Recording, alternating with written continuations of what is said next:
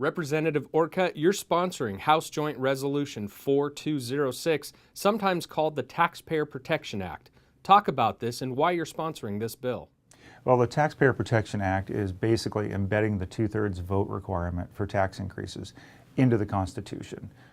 The voters have voted on this 5 times, starting in 1993 and through 2012, with Initiative 601, Referendum 47, Initiative 960, Initiative 1053, and Initiative 1185, with almost two-thirds vote. 65% of the people in the last few years have said they want the two-thirds majority requirement before the legislature can raise taxes.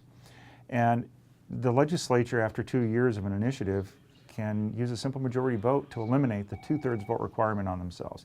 And that's just not right.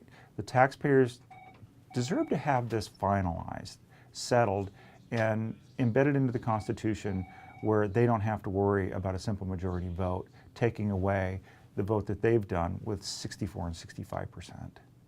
You're also supporting a new House rule that would give citizen preference during committee testimony. Why is that important? Oh, it's so important. All too often, agencies get to testify first, lobbyists get to testify first, and then the citizens are sitting out there waiting for a chance to testify.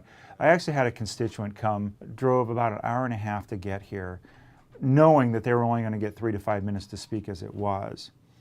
And then they were terribly upset when they had to sit there and wait for these agency and lobbyist people who are paid to be there, even when she's here on her own time. It got to the point where it took so long that she had to leave before she even got a chance to testify. Let's get those people who are traveling an hour, 2 hours, 5 hours, and 6 hours to get here. Let's give them the chance to testify, because all these other people live or work here in Olympia and they can come talk to us anytime.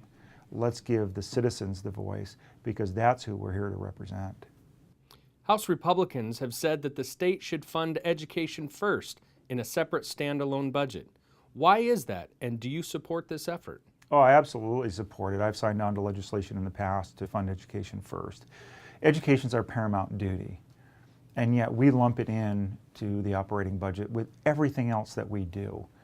We have separate budgets for capital construction and a separate one for transportation, and there are some reasons why we do that, because they're capital rather than operating and maintenance.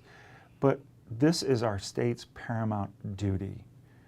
And I think that we should be funding it first, and we should make sure that we have that budget set before we do anything else. If it's our paramount duty, let's make it paramount, and let's make everything else secondary to it.